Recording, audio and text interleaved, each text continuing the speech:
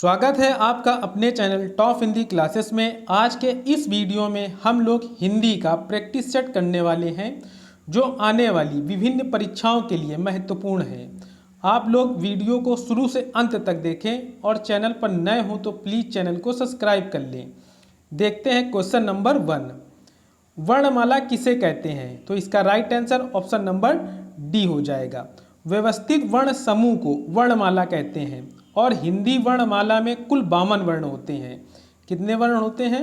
52 वर्ण होते हैं, जिसमें स्वर की संख्या 11 होती है और 2 अयोगवा होते हैं और 33 मूल व्यंजन होते हैं। तो इस तरह right answer option number D हो जाएगा। Question number 2। उसने मुझसे कहा, मैंने आज एक मशीन खरीदी है। उक्त वार्तालाप में किस विराम चिन्ह की कमी या त्रुटि है? तो इसका राइट आंसर हो जाएगा ऑप्शन नंबर सी।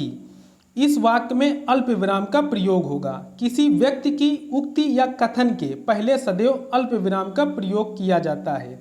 उसने मुझसे कहा, यहाँ पर अल्प विराम का चिन्ह प्रयोग होगा।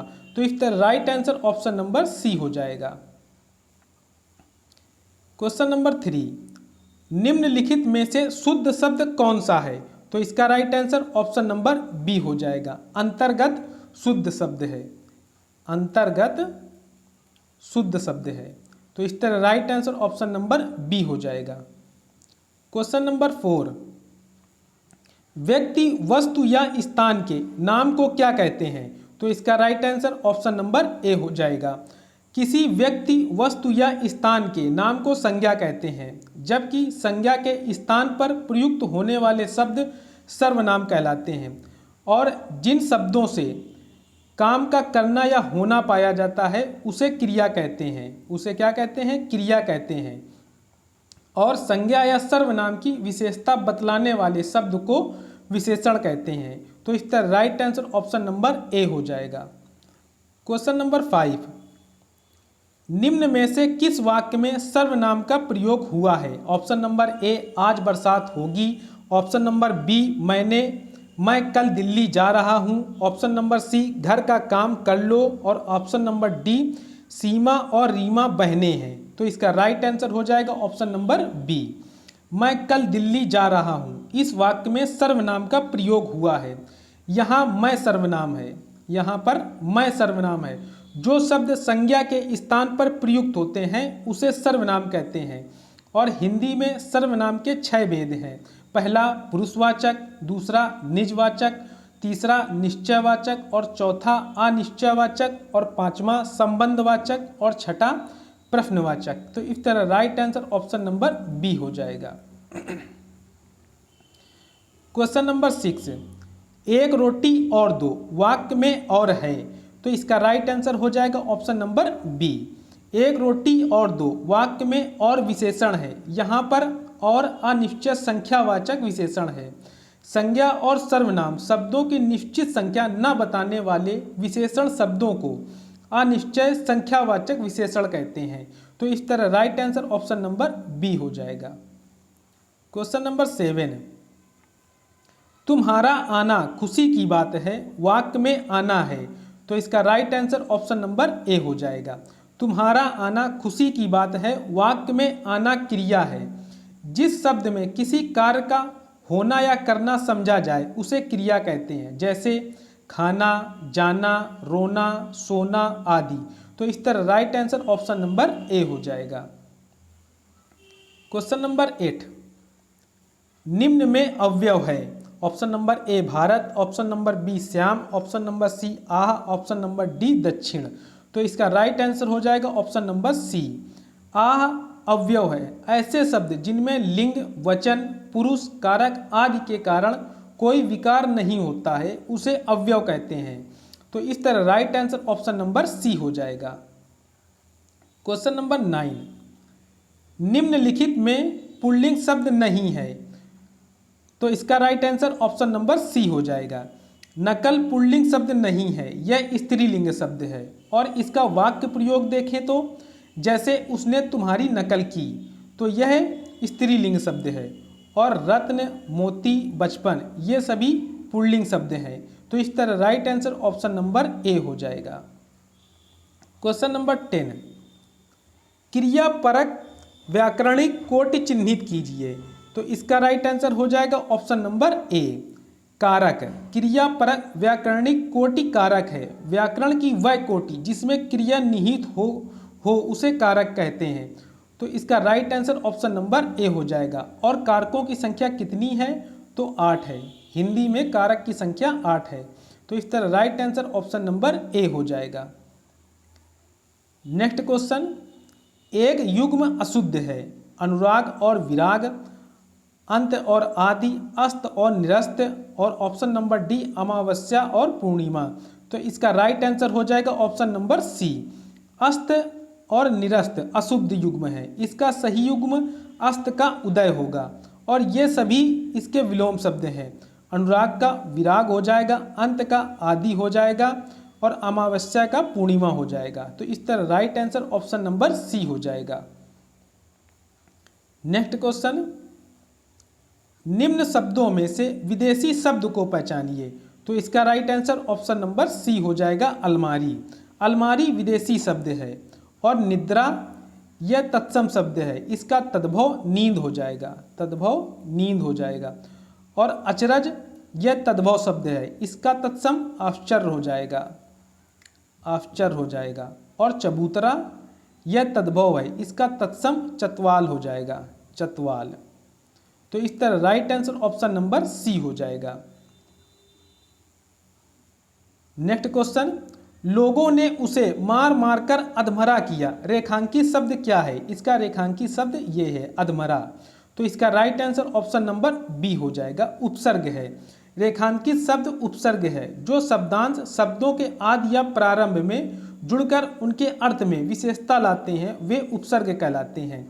अधमरा, इसमें अध उपसर्ग है। तो इस तरह right answer option number B हो जाएगा।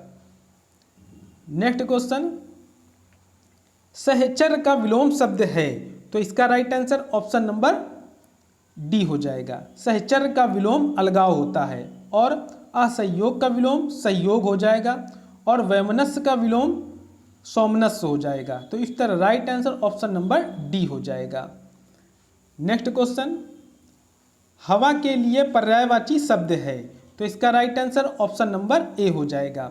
हवा के लिए पर्यायवाची शब्द अनिल है। इसके अन्य पर्यायवाची शब्द पवन, वायु, समीर, बयार, मारुत, वात, नभप्राण, मृगवाहन आदि।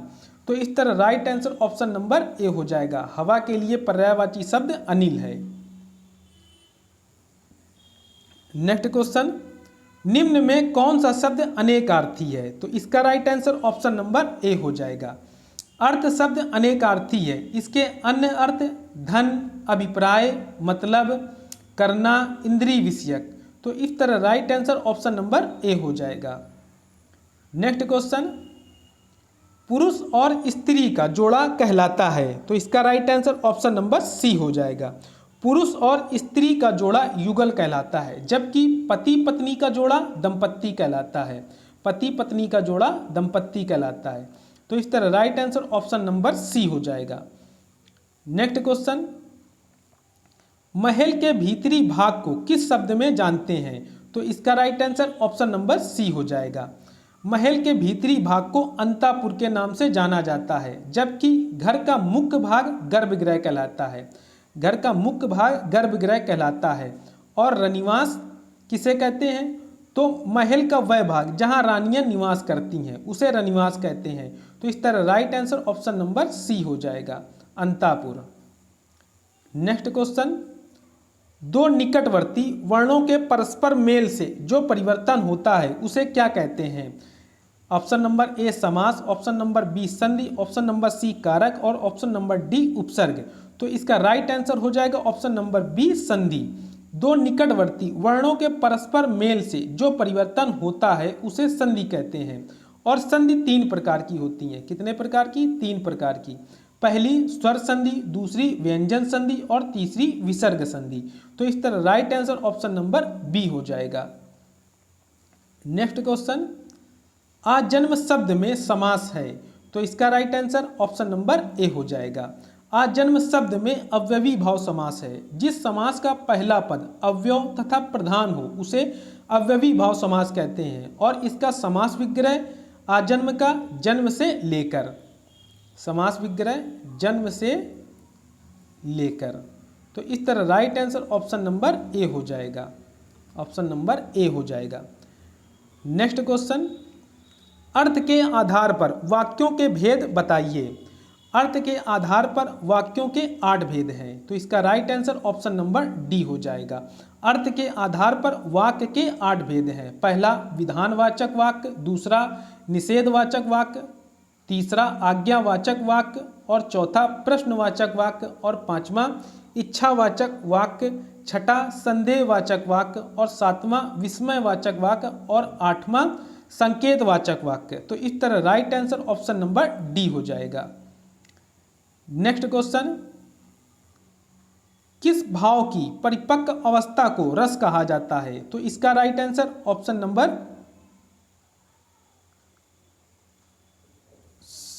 सी हो जाएगा। इसका right answer option number C हो जाएगा। स्थायी भाव की परिपक्व अवस्था को रस कहा जाता है। स्थायी भाव ही रस का आधार है और स्थायी भाव की संख्या 9 मानी गई है। कितनी मानी गई है? 9 मानी गई है। किस भाव की परिपक्व अवस्था को रस कहा जाता है? तो रस को। इसका right answer option number C हो जाएगा। नेक्स्ट क्वेश्चन, छप्पा किस प्रकार का छंद है? सम या विषम या अर्धसम? तो इसका राइट आंसर हो जाएगा ऑप्शन नंबर बी, विषम। छप्पा विषम मात्रिक छंद है। यह रोला एवं उल्लाला नामक 2 छंदों से मिलकर बनता है। इसमें 6 चरण होते हैं। कितने चरण होते हैं? 6 चरण होते हैं। पहले 4 चरण रोला के और अंतिम 2 चरण उल्लाला के। तो इस तरह right answer option number B हो जाएगा। नेक्स्ट क्वेश्चन, अलंकार का शाब्दिक अर्थ होता है। तो इसका राइट आंसर हो जाएगा ऑप्शन नंबर सी। अलंकार का शाब्दिक अर्थ आभूषण है। अलंकार 3 प्रकार के होते हैं। पहला शब्दालंकार, दूसरा अर्थालंकार और तीसरा आधुनिक अलंकार। तो इस तरह right answer option number C हो जाएगा। नेक्स्ट क्वेश्चन, अत्याचार का फल अच्छा नहीं, यह वाक्य किस लोकोक्ति का अर्थ प्रकट करता है? आसपास बरसे दिल्ली पड़े तरसे, तलवार का खेत हरा नहीं होता है। ऑप्शन नंबर सी, चमगादड़ के मेहमान उल्टे लटकते हैं और ऑप्शन नंबर डी, जंगल में मोर नाचा किसने देखा? तो इसका राइट आंसर हो जाएगा ऑप्शन नंबर बी, तलवार का खेत हरा नहीं होता है। अत्याचार का फल अच्छा नहीं होता है वाक्य के लिए उपयुक्त लोकोक्ति तलवार का खेत हरा नहीं होता है और आसपास बरसे दिल्ली पड़ी तरसे लोकोक्ति का अर्थ जिसको आवश्यकता है उसे ना मिले और चमगादड़ के मेहमान उल्टे लटकते हैं लोकोक्ति का अर्थ गरीब आदमी अवभगत करने में असमर्थ होता है और जंगल में मोर नाचा किसने देखा लोकोक्ति का अर्थ अनुपयुक्त स्थान पर गुण का प्रदर्शन करना। तो इस तरह right answer option number B हो जाएगा। ये वीडियो का लास्ट प्रश्न था। इस वीडियो में हमने हिंदी में 25 प्रश्नों का प्रैक्टिस सेट किया जो किसी भी एग्जाम के लिए हेल्पफुल है। आप लोग वीडियो को एक बार जरूर देखें और चैनल पर नए हो तो प्लीज़ चैनल को सब्सक्राइब तथा लाइक कर लें। मिलते हैं नेक्स्ट वीडियो में। Thanks for watching.